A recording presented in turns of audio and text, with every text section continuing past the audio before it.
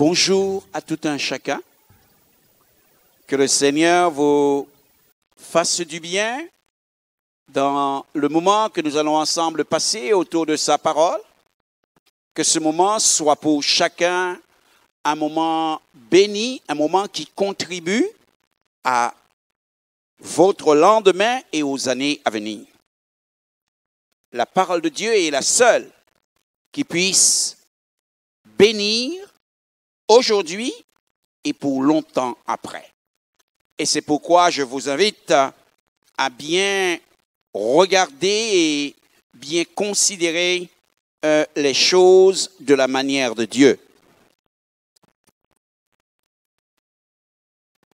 Je vous invite à faire une lecture avec moi. Elle sera un peu longue. Alors, soyez attentifs. Nous lirons dans le livre de Daniel, le chapitre 2 et le verset 8. Ça y est pour vous?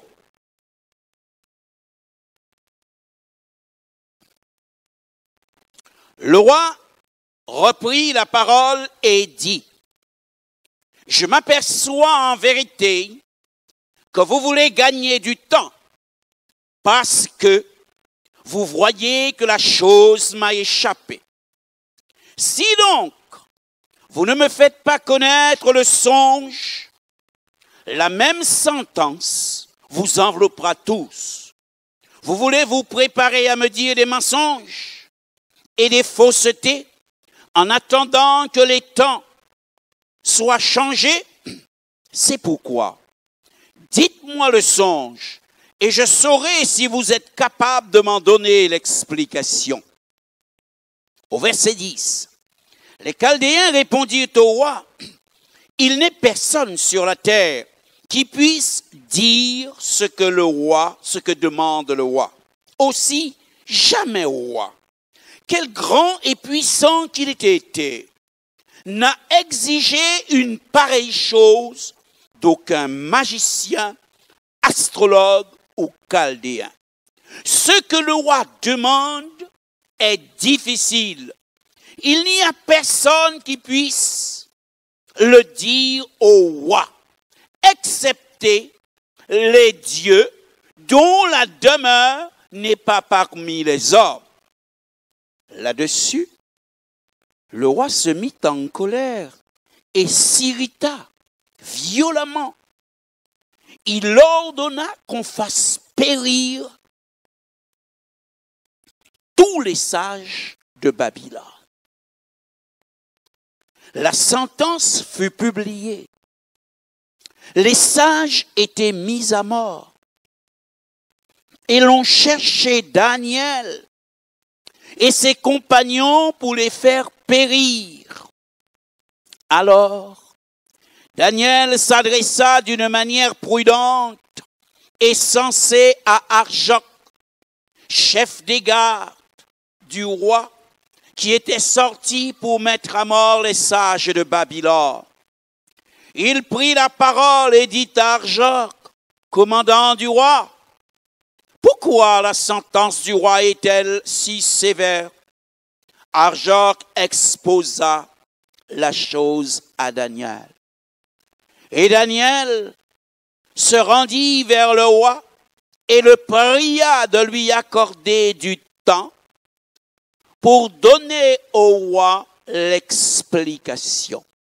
Ensuite, Daniel alla dans sa maison et il instruisit de cette affaire Anania, Michaël et Azaria, ses compagnons, les engageant à implorer la miséricorde du Dieu des cieux, afin qu'on ne fît pas périr Daniel et ses compagnons avec le reste des sages de Babylone. Alors, le secret fut révélé à Daniel dans une vision pendant la nuit, et Daniel bénit le Dieu des cieux. Daniel prit la parole et dit, béni soit le nom de Dieu, d'éternité en éternité. À lui appartiennent la sagesse et la force. C'est lui qui change les temps et les circonstances, qui renverse et qui établit les rois, qui donne la sagesse et la science à ceux qui ont de l'intelligence. Il révèle ce qui est profond et caché.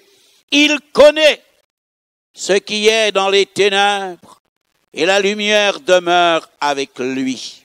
Dieu de mes pères, je te glorifie et je te loue de ce que tu m'as donné la sagesse et la force, et de ce que tu m'as fait connaître ce que nous t'avons demandé, de ce que tu nous as révélé le secret du roi.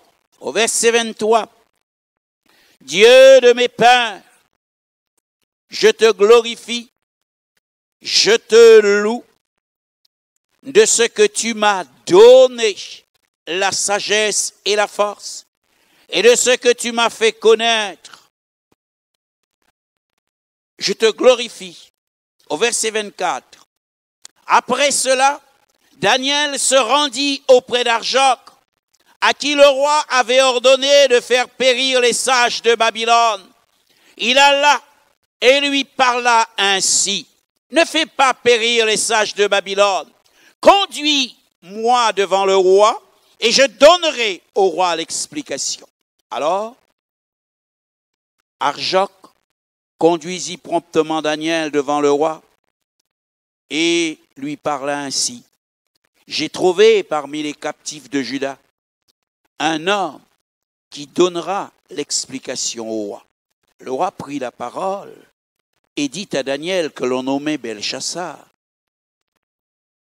es-tu capable de me faire connaître le songe que j'ai eu et son explication? Daniel répondit en présence du roi et dit, ce que le roi demande est un secret que les sages, les astrologues, les magiciens et les devins ne sont pas capables de découvrir au roi. Mais il y a dans les cieux un Dieu qui révèle les secrets et qui fait connaître au roi Nebuchadnezzar ce qui arrivera dans la suite des temps. Voilà ton songe et les visions que tu as eues sur ta couche. Sur ta couche, ô roi, il t'est monté des pensées touchant à ce qui sera après toi et après ces temps-ci.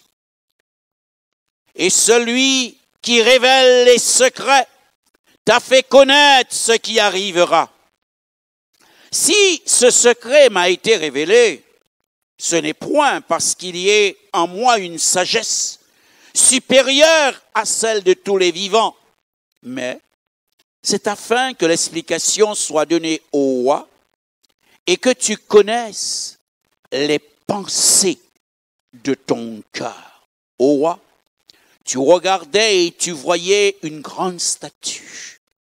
Cette statue était immense et d'une splendeur extraordinaire. Elle était debout devant toi et son aspect était terrible. La tête de cette statue était d'or pur. Sa poitrine et ses bras étaient d'argent. Son ventre et ses cuisses étaient d'airain. Ses jambes de fer. Ses pieds en partie de fer et en partie d'argile. Tu regardais. Lorsqu'une pierre se détacha sans le secours d'aucune main, frappa les pieds de fer et d'argile de la statue et les mit en pièces. Alors, le fer, l'argile, l'airain, l'argent et l'or furent brisés ensemble et devinrent comme une balle qui s'échappe du nerf en été. Le vent les emporta et nulle trace n'en fut trouvée. Mais la pierre qui avait frappé la statue devint une grande montagne et remplit toute la terre. Voilà le songe. Nous en donnerons l'explication devant le roi. Ô roi, tu es le roi des rois, car le Dieu des cieux t'a donné l'empire et la puissance, la force et la gloire. Il a remis entre tes mains, en quelques lieux qu'ils habitent, les enfants des hommes, les bêtes des champs et les oiseaux du ciel, et il t'a fait dominer sur eux tous. C'est toi qui es la tête d'or. Après toi, il s'élèvera un autre royaume moindre que le tien.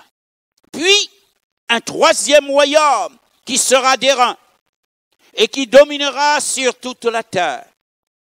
Il y aura un quatrième royaume fort, comme du fer. Et de même que le fer brise et rompt tout, il brisera et rompra tout, comme le fer qui met tout en pièces. Et comme tu as vu, les pieds et les orteils, en partie d'argile, de potier, et en partie de fer, ce royaume sera divisé. Mais il y aura en lui quelque chose de la force du fer. Parce que tu as vu le fer mêlé avec l'argile. Et comme les doigts de pied étaient en partie de fer et en partie d'argile, ce royaume sera en partie fort et en partie fragile. Tu as vu le fer mêlé avec l'argile, parce qu'ils se mêleront par des alliances humaines, mais ils ne seront point unis l'un à l'autre. De même que le fer ne s'allie point avec l'argile dans le temps de ses rois. Le Dieu des cieux suscitera un royaume qui ne sera jamais détruit et qui ne passera point sous la domination de notre peuple. Il brisera et anéantira tous ces royaumes-là. Et lui-même subsistera éternellement. C'est ce qu'indique la pierre que tu as vue. Amen. Voilà une longue lecture, mais que j'ai jugée utile pour notre compréhension. Je voudrais ce matin, pendant quelques moments, tirer quelques instructions avec vous sur cette vision et cette statue, cette vision du roi Nebuchadnezzar et la statue qu'il a vue. Cette chose l'a troublé. Et il voulut en connaître l'explication. Au point que Daniel va lui parler et lui dira, voilà, il y aura 4 royaumes. Et puis, au temps du dernier royaume, Dieu suscitera un royaume. C'est la petite pierre qui brisera et rompra ces royaumes-là. Et ce royaume va remplir la terre et ce royaume ne passera jamais sous la domination de notre royaume ou de notre peuple. Alors, qu'est-ce qu'il y a à dire dans tout cela? Premièrement, je veux parler avec vous de ce qui est prophétique. Nous sommes dans un temps, et particulièrement dans la saison où nous sommes, dans la saison de la pandémie, dans la saison de ce que nous allons appeler et qui restera dans l'histoire les années du Covid-19. Parce que c'est une période, c'est une situation qui a plongé les cœurs dans un désarroi, qui a mis à mal l'économie du monde et qui a révélé l'incapacité de nos dirigeants à trouver une vraie solution. Ils ont trouvé des solutions qui, au fur et à mesure, iront. Mais là, je parle de choses pour que vous puissiez comprendre. Ça ne sert à rien de se révolter. Vous allez vous récolter pourquoi?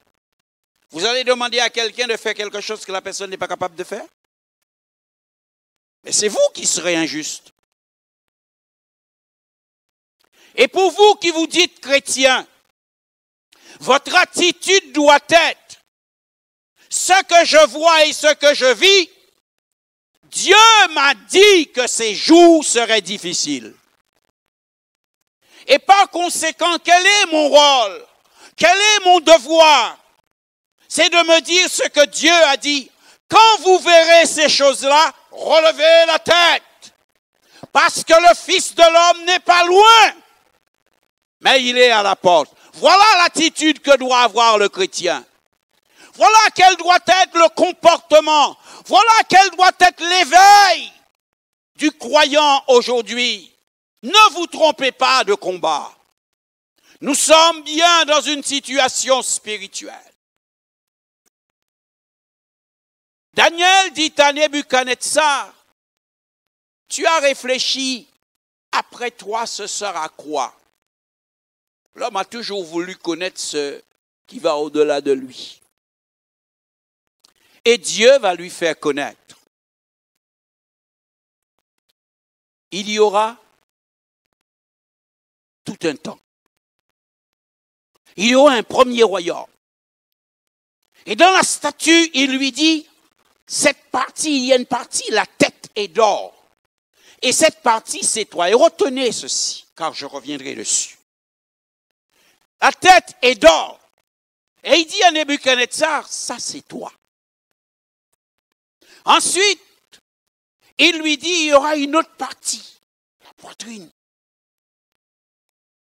Ce sera de l'argent. Ce sera un autre. Puis, il y aura de l'airain. Et puis, il y aura la partie qui sera faite de deux matières.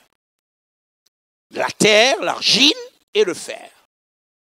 Quand je dis c'est prophétique, c'est-à-dire avant que ces choses n'arrivent, Dieu a annoncé que, effectivement, ces choses-là arriveraient. Quand il n'y avait personne sur la terre qui savait que cela se ferait, Dieu a révélé ces choses. Et l'histoire a prouvé, a attesté ce que Dieu a dit. Car aujourd'hui, il n'y a aucun historien qui peut nier qu'il y eut un empire babylonien. C'est écrit dans nos livres, pour ceux qui font les études un peu plus poussées. Il n'y a aucun historien qui peut nier qu'il y eut un empire médo-perse. C'est le pays qu'on appelle l'Iran aujourd'hui. A eu son heure de gloire et a géré le monde, ce qu'on appelait les Mèdes et les Perses. Il n'y a aucun historien qui peut dire qu'il n'y a pas eu un empire grec, puisqu'on parle d'Alexandre le Grand. Et quand il mourut, parce qu'il est mort jeune, son royaume a été divisé en trois avec ses généraux. Donc ces choses-là sont certaines. C'est ce que la Bible dit là. Et il y a, et nous en parlons tout le temps, nous, c'est l'Empire romain. L'Empire romain. Ceux qui ont vaincu la Gaule, avec César et les autres. Et aujourd'hui, on voyage, on sort de Guadeloupe, on va en Italie pour voir les vestiges des Colisées et des autres. Ces choses-là nous attestent quoi? Sur le plan historique. OK? Mais ce que moi je veux, ce n'est pas pour parler seulement de choses historiques, je vais vous montrer comment comprendre ces choses historiques sur le plan spirituel. Alors cela m'atteste, et je voudrais que ce matin tu comprennes ça pour toi, que la Bible est vraie. Ce que la Bible a dit avant, et avant tout le monde, est prouvé aujourd'hui. Dans ces choses-là, sur un autre plan, historique, mais avec un autre aspect, son aspect archéologique, c'est-à-dire les recherches, les fouilles, pour connaître les peuples qui ont habité, ce qu'on appelle l'anthropologie, qui ont habité à tel ou tel endroit. Eh bien, sur ces mêmes choses dont je viens vous dire, c'est sur la Bible, très souvent, que les chercheurs prennent pour aller fouiller et trouver avec exactitude ce que dit la Bible. Alors, en premier lieu, je veux dire que sur cette première chose, la Bible est vraie. Alors, je t'invite à croire, si tu en doutais. Je t'invite à t'en nourrir et je t'invite à beaucoup lire ta Bible. Parce qu'elle est là pour t'annoncer les choses avant qu'elles arrivent, pour qu'au jour où elles arrivent, tu puisses dire « Ah, mais la Bible m'avait dit cela. » Donc, pas besoin de paniquer, le Seigneur est aux commandes. C'est ça. Autre chose, toujours sur le plan historique, c'est le 5e royaume. Il dit pendant qu'il regardait la statue, il a vu une petite pierre se détacher et venir frapper la statue au pied.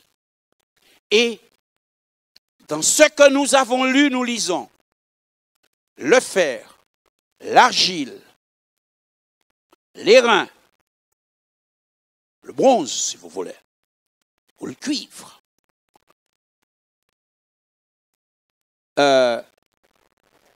Avant l'or, il y avait l'argent.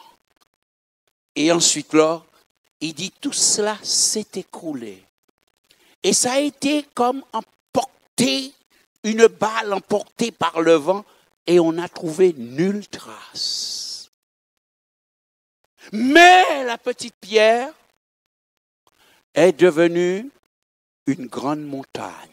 Qui gens ont roche qu'a fait venir en montagne?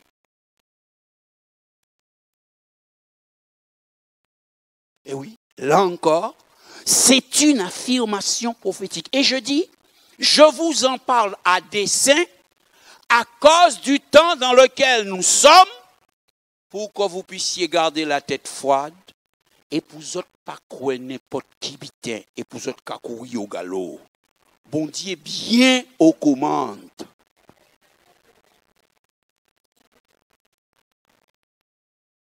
La petite pierre, c'est l'Église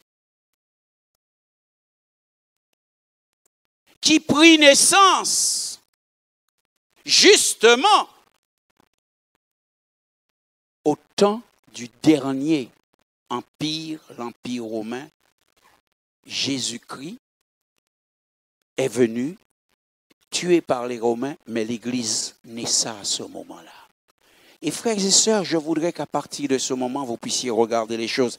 Car c'est bon de regarder les détails que donne la parole de Dieu.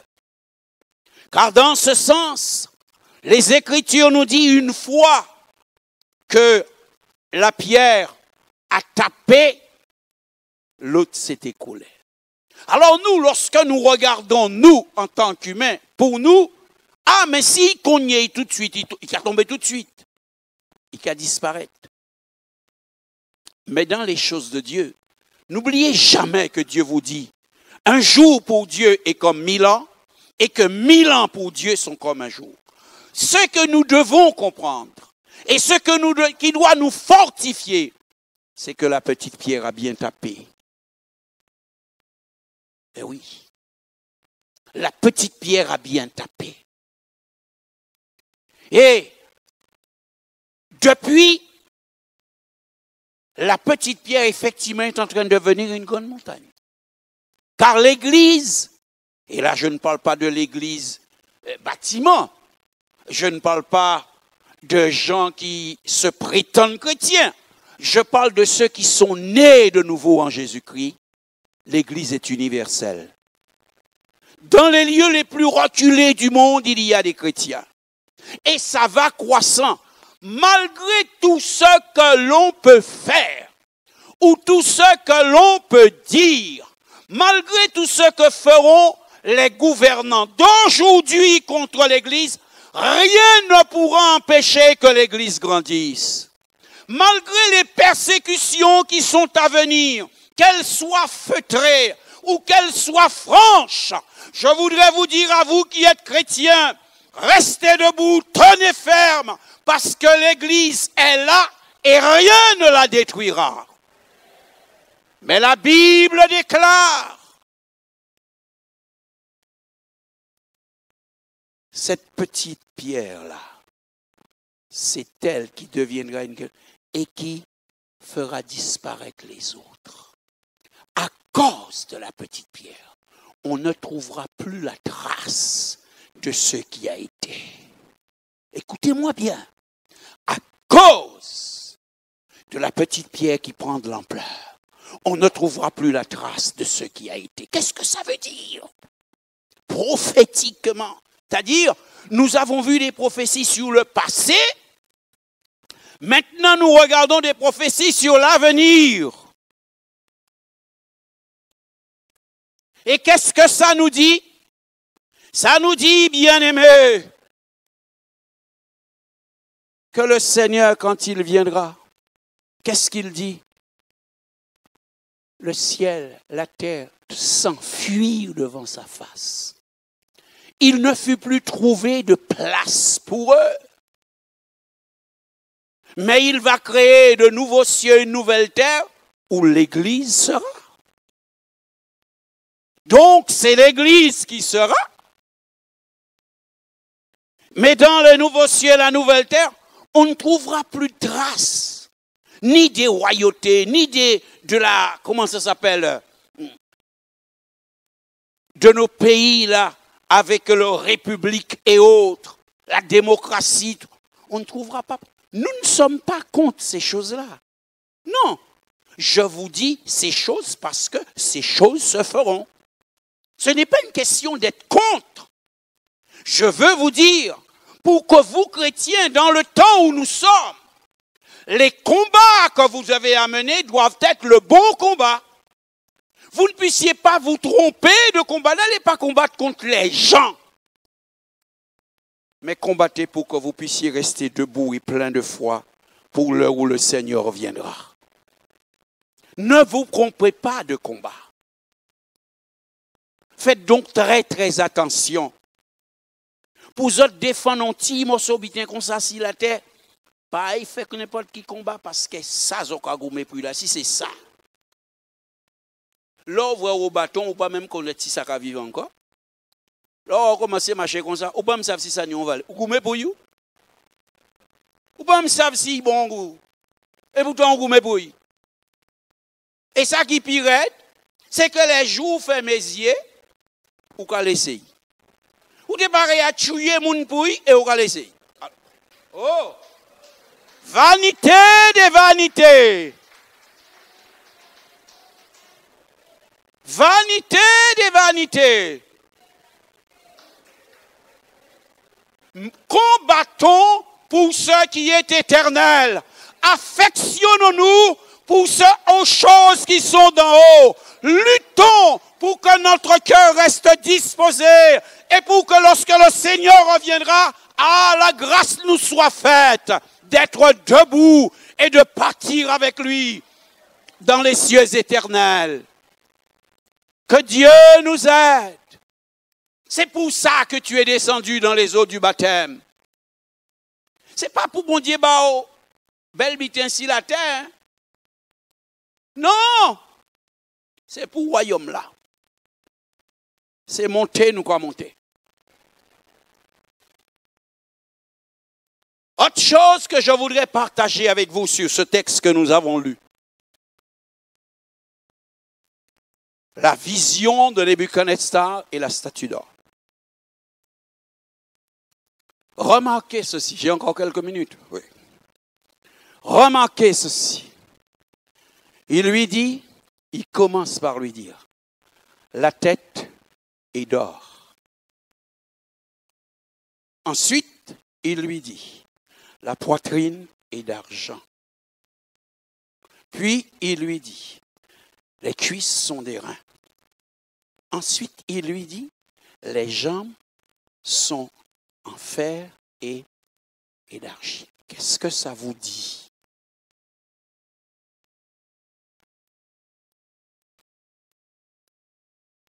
Ça nous enseigne une diminution des valeurs. Des valeurs. Au début, c'était l'or. Puis, c'est de l'argent. Ce n'est plus la même chose. Puis, c'est de l'airain. D'ailleurs, c'est pourquoi vous voyez aux Jeux Olympiques, ce n'est jamais celui qui porte la médaille de bronze qui est sur la première marche. Non. Il est sur la troisième. Et j'ai mené une réflexion qui m'est personnelle. Je n'en dis pas, c'est une doctrine. Je veux seulement vous en faire part. Sur le plan moral, plus l'on va, plus la moralité aussi descend. Plus l'on va, plus la moralité descend. Et pour moi, c'est comme une affirmation que nous aurons à mener un autre combat. C'est le combat dans lequel nous allons devoir lutter pour une moralité. Et une moralité correcte. Une moralité selon le cœur de Dieu. Parce que, bien-aimé, le jeune homme que je suis, lorsque je me suis converti, la moralité était beaucoup plus élevée qu'aujourd'hui. Les adultes étaient respectés. Les enfants, si un enfant avait fait ça à son père ou à sa mère, on ferait bien fait encore.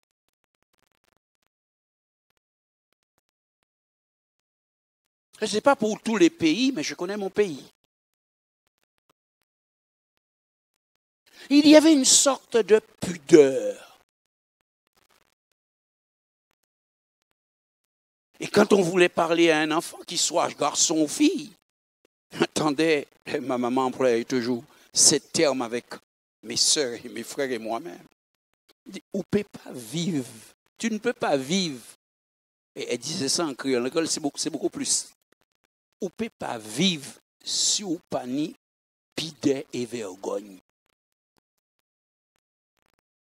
Et aujourd'hui, des fois, bien-aimé, moi, je n'aime pas prêcher sur ces choses-là parce que je trouve qu'il y a autre chose à prêcher. Mais avouons quand même, là, vrai, On va encore arriver là comme ça. Et vrai, souvent, on a oublié 500 fois, mais il tombe, on ne peut pas descendre.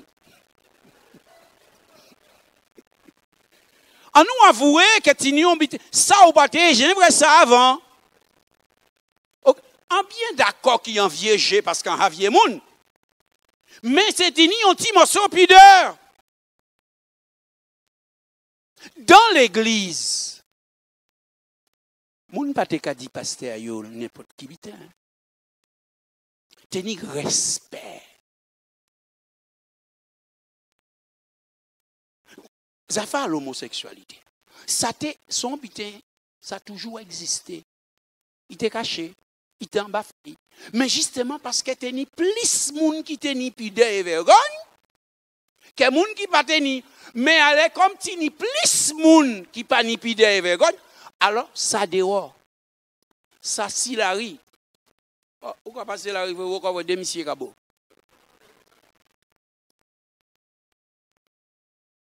On madame un monsieur des fois bon. Non, des monsieur Kabo, des madame Kabo. En tête ça veut dire on bitin. Mais ça veut dire quoi? Et ce qui est grave, c'est que ça ne choque personne. C'est là que je veux en venir avec vous. Et quelquefois, même nous, chrétiens, nous ne sommes plus choqués.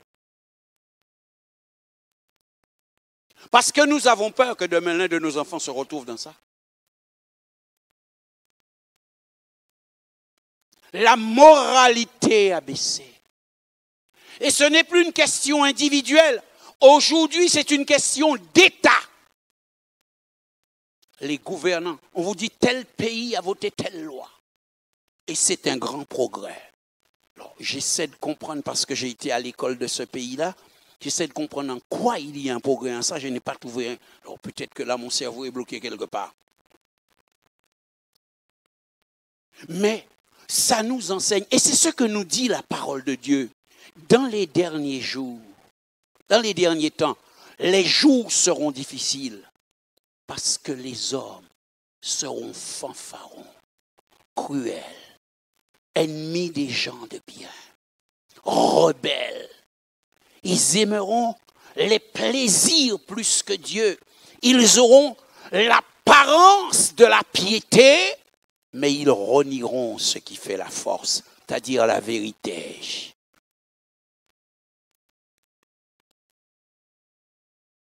Oui, Dieu est aux commandes parce que Daniel dit ceci dans la vision et l'explication qu'il donne. Il dit, je te bénis, ô Dieu, parce que tu changes les temps et les circonstances. C'est Dieu crié. Il veut créer n'importe quelle circonstance parce que l'histoire qu'il a prédit doit arriver. Il créera l'histoire. Nous peut pleurer, nous peut gêner, nous peut faire ça nous voulons. C'est ça qui a été dit qui est fait. Ça il faut nous apprendre, c'est pourquoi. Les habitants qu'a fait avant nous prendre bouclier, nous mettre nous du bout de compte là. Mais qu'à bon Dieu qu'a dit moi dans ça. À nous essayer lire qu'à bon Dieu qu'a dit dans. OK? Essayons d'avoir la bonne lecture et de ne pas suivre n'importe quel état d'esprit, n'importe quelle façon de penser. Mais comprenons les choses. Et il dit de Dieu, il lui dit, tu élèves les rois et tu abaisses les rois.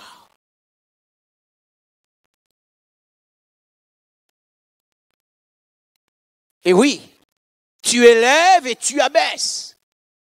Dieu n'interfère pas tout le temps. Mais quand vient l'heure de l'accomplissement de sa parole, alors il démontre qu'il y a un seul maître d'histoire et de vie, c'est lui. C'est pourquoi je veux ce matin vous encourager et vous dire, certes la situation est difficile et elle n'est agréable pour personne, mais ne vous trompez pas de combat. Il y a des choses qui arrive, que nous vivons, qui devait arriver si nous voulons que le Seigneur revienne. C'est pourquoi alors que nous les traversons, que cela ne puisse pas nous empêcher de continuer à être fervents pour le Seigneur, mais au contraire que nous puissions dire, et encourageons-nous comme cela, si cela arrive, c'est telle prophétie qui s'accomplit. Écoute, tiens bon, relève-toi, mets-toi debout, le Seigneur est à la porte. Mets-toi debout. C'est pas l'heure, quand on a dit encore, là, pas l'heure pour Betty qu'on a. C'est l'heure pour du bout. Marie rien. Et si nous avons un combat à livrer, même si tu es raide, menez combat là. Parce que but en nous, n'a pas gagné si la terre, mais c'est de gagner en haut. En haut. Or, le but du diable, c'est de faire en sorte que vous soyez tellement préoccupés par les choses de la terre que vous oubliez le vrai combat du ciel. Le but du diable, c'est de vous faire tellement transporter de la paille, des roches, vous donner toutes sortes de préoccupations, de problèmes, de difficultés, au point que vous puissiez vous poser la question, mais est-ce que la Bible est vraie? Attends, il a accompli en basier là, hein? Ou qu'a vivre, mais comme tête tellement chargée. Et yeux fermés. Ou peut pas vrai, ou peut pas lire en rien encore dans sa bonne Dieu. Ah, est-ce que la Bible est vraie? Il a dit ça. Pourquoi? Parce que là, Satan, j'apprends. Je veux ce matin vous inviter, pour la gloire et l'honneur de notre Dieu et du Sauveur Jésus, relevez la tête. Menez le bon combat. Ayez confiance dans la parole que le Seigneur nous a laissée. Elle est vraie, elle est authentique et elle s'accomplit. Que Dieu vous bénisse.